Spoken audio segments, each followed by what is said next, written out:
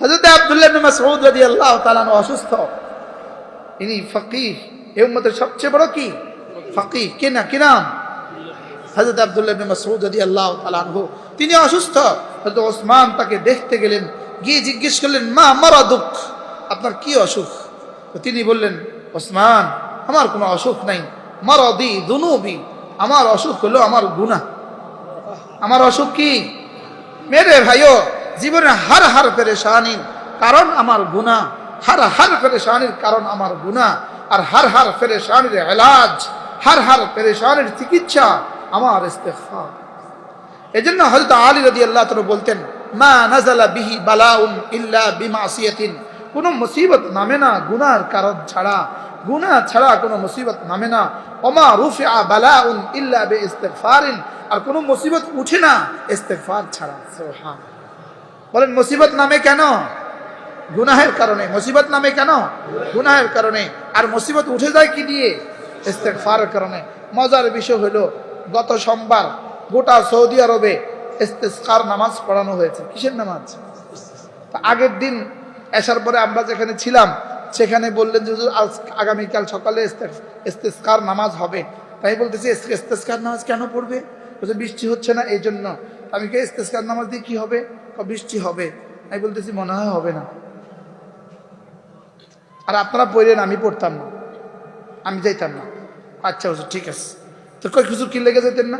আমি কই গুনাহের কারণে, জেনা আর ব্যভিচারের কারণে, গান আর নর্তকী নাচার কারণে যেই বৃষ্টি বন্ধ হয়েছে, এটা এই হাত তুলে হয়ে যাবে, আগে ওগুলো বন্ধ করো, এদিকে হাত না তুললে হবে। মা নাযালা বিহি বালাউন, কোনো মুসিবত নামে না ইল্লা বিমাসিয়াতিন, গুনাহের কারণেই নামে। ওমা রুফিআ বালাউন ইল্লা বিইস্তিগফার, আর কোনো মুসিবত উঠে যায় না কি দিয়ে উঠে যায় বলেন? ইস্তিগফারের দ্বারা উঠে যায়। এজন্য হযরত ওসমান রাদিয়াল্লাহু তাআলা জিজ্ঞেস করলেন, আপনার কি অসুখ? তিনি কি বললেন? আমার গুনাহ। এই মাইজদি জেলা মার্কাজে একবার ইজতেমা হয়েছিল, অনেক বছর আগের কথা, 87 বা 88-তে। হযরত মাওলানা ওমর পালনপুরি রহমাতুল্লাহ বলছেন, আমার সমস্যার কারণ আমি, আমার সমাধান আমার ইস্তিগফার। সমস্যার কারণ কি বলেন? আর সমাধান কি? গুনাহের কারণেই আমার সমস্যা, গুনাহের কারণেই আমার অসুস্থতা। বিবি কথা শুনে না গুনাহের কারণে, ছেলে কথা শুনে না গুনাহের কারণে, ঘরে অশান্তি গুনাহের কারণে, ঘরে এত পেরেশানি গুনাহের কারণে, গরু মরে যায় গুনাহের কারণে, ছাগল মরে গেছে গুনাহের কারণে। কোন কারণে বলেন? আবার বলেন কোন কারণে? এই জন্য দেখবেন প্রতিটা নির্বাচনের পরে বাংলাদেশে তুফান আসে। কথা কন, প্রতিটা নির্বাচনের 2-4 মাস 6 মাসের মধ্যে বাংলাদেশে তুফান আসে। কি লিগা? সারা বছর যত গুনাহ হয় না, এক নির্বাচনের কারণে এর থেকে কোটি গুণে বেশি গুনাহ হয় না বলেন না? এই দল এই দলের বিরুদ্ধে, এই ব্যক্তি ওই ব্যক্তির বিরুদ্ধে বলতেই থাকে, মিছা কথা কইতেই থাকে, তো সব জমা হইয়া তুফান এসে থাকে। সমস্ত পেরেশানি গুনাহের কারণে। বলেন সমস্ত পেরেশানি কোন কারণে? আর পেরেশানি উঠবে কি দিয়ে? ইস্তিগফার দিয়ে। হযরত ওসমান রাদিয়াল্লাহু তাআলা জিজ্ঞেস করলেন, মা মারাদুক, আপনার কি অসুখ? উত্তরে তিনি বললেন, মারাদি যুনুবি, ওসমান, আমার কোনো অসুস্থতা নাই, আমার অসুখ শুধু আমার গুনাহ। সাহাবী রাসূল, এত বড় সাহাবী, গুনাহ কিসের? আবার কি হয় গুনাহ কিসের? আবার এই সাহাবী আব্দুল্লাহ ইবনে মাসউদ, এই সাহাবী এত বড় সাহাবী, এই সাহাবী এত বড় ফকিহ, আর উম্মতের সবচেয়ে বড় দুশমনকে এই সাহাবী মাথাটা টুকরো করছে। কি নাম? আবু জাহাল। কি নাম? আবু জাহালের মাথা টুকরো করছে কে? এই আব্দুল্লাহ ইবনে মাসউদ। তাহলে তো আরো ঘটনা মনে হয়ে গেছে, বলি। হযরত আব্দুল্লাহ ইবনে মাসউদ রাদিয়াল্লাহু তাআলা যেদিন রাসূল করিম সাল্লাল্লাহু আলাইহি ওয়াসাল্লামের উপরে সূরা আর রহমান নাজিল হয়, আল্লাহ রাসূল বললেন, কে আছো? এই সূরাটা গিয়ে ওই যে ওই কোনায় বসে আছে আবু জাহেল, উতবা, শায়বা, মক্কার সবগুলো সর্দার বসে আছে, কে আছো? গিয়ে এই সূরাটা তাদেরকে শুনিয়ে আসবা। কেউ দাঁড়ায় না। আবু বকর ওমর বসে আছে, কেউ দাঁড়ায় না, সাহস কুলায় না মানুষ হিসাবে। আব্দুল্লাহ ইবনে মাসউদের বয়স 10 বছর। দাঁড়িয়ে বলে, আমি যাই। রাসূল বলে, আরে বসো, পুষ্কে ছেলে, বসো, কে আছেন, কে আছো, এটা শুনিয়ে আসবা। দ্বিতীয়বার কেউ উঠে না। হযরত আব্দুল্লাহ ইবনে মাসউদ, ইয়া রাসূলুল্লাহ। কয়বার? এবার বসো। আর কেউ আছেন যাবেন? কেউ মাথে না। হযরত আব্দুল্লাহ বলে আমি। রাসূল বলেন যাও। রাসূল সাহাবীরা চেয়ে আছেন দেখি কি করে সে, বাচ্চা কি করে আর তারা কি করে, যে গিয়েই শুরু করছেন বিসমিল্লাহির রহমানির রহিম, আর রহমান আল্লামাল কুরআন খলাকাল ইনসান। নেতারা সবাই মাথা নত করে শুনতেছে, কি এত মজার আওয়াজ। কিন্তু আবু জেহেল তো আবু জেহেল, গোসায় ফেটে যেতেছে, উঠছে, একটা চট দিছে। আব্দুল্লাহ ইবনে মাসউদের কান ফেটে রক্ত বের হয়ে গেছে। কান ধরে একটা দৌড় দিছে রাসূলের কাছে। ইয়া রাসূলুল্লাহ, এখনো বলে নাই জিবরিল হাজির। আল্লাহ রাসূল জিবরিলকে বলেন, দেখছো জিবরিল হাসে। তুমি? জিবরিল হাসে। জিবরিল কি করে? আপনি হাসছেন। আব্দুল্লাহর কান ফাটাইয়া দিছে আবু জেহেল, আপনি হাসতেছেন। ইয়া রাসূলুল্লাহ, পরে উত্তর হবে। বলেন কি হবে বলেন। দেখতে দেখতে হিজরত, দেখতে দেখতে বদর, দেখতে দেখতে আবু জেহেলের মাথা দ্বিখণ্ডিত। এত বড় মাথা। হযরত আব্দুল্লাহ ইবনে মাসউদ এটাকে টেনে আনতে পারতেছিলেন না, তলোয়ার দিয়ে কানটা ছিদ্র করছে, ছিদ্র করে রশি লাগাইছে, টাইনা রাসূলের দরবারে নিয়ে আসছে। জিবরিল হাজির। জিবরিল হাসে। এবার কয় তিলকা বেতিলকা। জিবরিল বলে তিলকা বেতিলকা ইয়া রাসূলুল্লাহ, সেদিন কান ফাটা ছিল, আজকে কান টুকরো করে দিচ্ছে। সুবহানাল্লাহ। এই হযরত আব্দুল্লাহ ইবনে মাসউদ রাদিয়াল্লাহু তাআলা আনহু, আল্লাহু আকবার কাবীরা। তিলকা বেতিলকা, তিলকা তিলকা বেতিলকা, আল্লাহ। এজন্য লিখে রাখেন তিলকা বেতিলকা, বলেন না। আবার কোন তিলকা বেতিলকা, যা করেছ সব পাবে।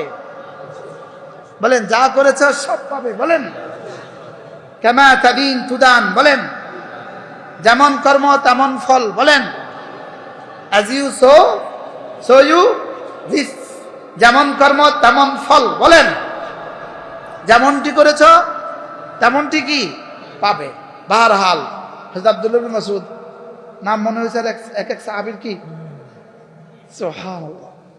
জিন্দেগি তো উচিত ছিল শুধুই সাহাবাদের জীবনী মুখস্থ করা উচিত ছিল। উচিত ছিল এক এক সাহাবীর জিন্দেগি নিয়ে পড়াশোনা করা।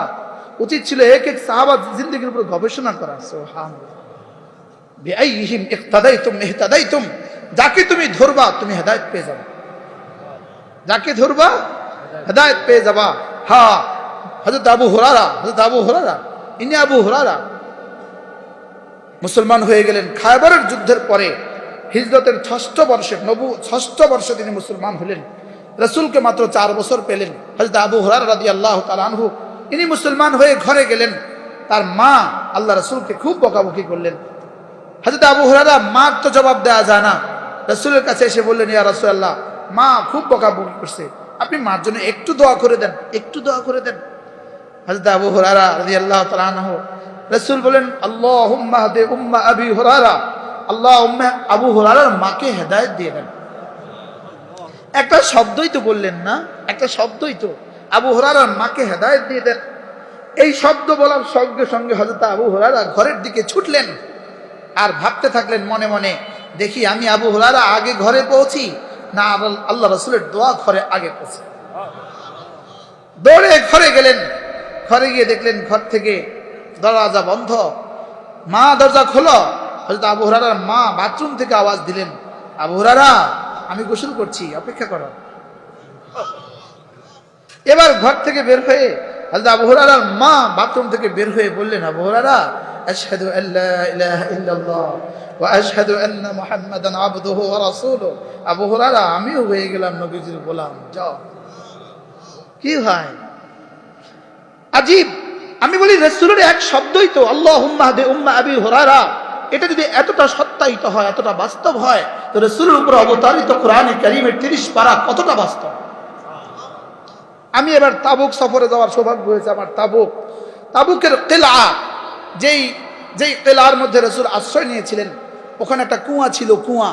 যেই কুয়ার পানি ছিল তলদেশে, সাহাবা একরাম তুলতে পারতেছিলেন না, পানি এতটা নিচে। কুয়াটা হবে সর্বোচ্চ, কুয়াটার মুখ হবে ধরেন 5 ফিটের ব্যাসার্ধ, এর দূর। কুয়া পানির নিচে উঠাতে পারতেছিলেন না সাহাবা একরাম। সাহাবা একরাম কোনো পানির ব্যবস্থা নাই, কি করবেন? কোনোভাবে কষ্টে একটু পানি উঠায়া রাসূলের সামনে দিয়ে দিলেন। ইয়া রাসূলুল্লাহ, আমরা তো উঠাতে পারতেছিলাম না, কি করব? আমরা এতজন সাহাবী অজু ইস্তেনজা গোসল কিভাবে করবে? রাসূল ওই কুয়ার পানিতে একটু কুলি করলেন, আর কুলির পানিটা কুয়াতে ফেলে দিলেন। কুয়ার পানি উপরে উঠে গেছে। আর সাহাবাদের পুরোটা সফর এই কুয়ার পানি দিয়েই সাহাবা একরাম পুরোটা সফর শেষ করছে। ওই কুয়ার দেয়ালে একটা হাদিস লেখা আছে। হযরত মুআজ ইবনে জাবাল রাদিয়াল্লাহু তাআলা কে আল্লাহ রাসূল বলেন, মুআজ, যদি তুমি দীর্ঘদিন হায়াত পাও, লম্বা সময় পাও, লারাআইতা তাবুকা জিনানা, তুমি তাবুককে দেখবা বাগানে বাগানে ভরা। এক শব্দ জেনান, জান্নাতুল জামাত জেনান। মুআজ, তুমি যদি বেঁচে থাকো তুমি দেখবা তাবুক বাগানে বাগানে ভরা। আজকের পৃথিবীতে তাবুকের চেয়ে সুন্দর বাগান পৃথিবীর কোথাও নাই। তাবুকে 40 মাইল পর্যন্ত আঙ্গুরের বাগান, তাবুকে 40 থেকে 50 মাইল পর্যন্ত জয়তুনের বাগান। এই পাহাড়ের ভিতরে এত লম্বা লম্বা আঙ্গুরের বাগান আর জয়তুনের বাগান। প্রতিটা বাড়ির সামনে জয়তুনের বাগান, প্রতিটা বাড়ির সামনে আঙ্গুরের বাগান। আজীব বিষয়, মুহাম্মদুর রাসূলুল্লাহ এক শব্দ, লারাআইতা তাবুকা জিনানা, তুমি তাবুককে দেখবা বাগানে বাগানে ভরা।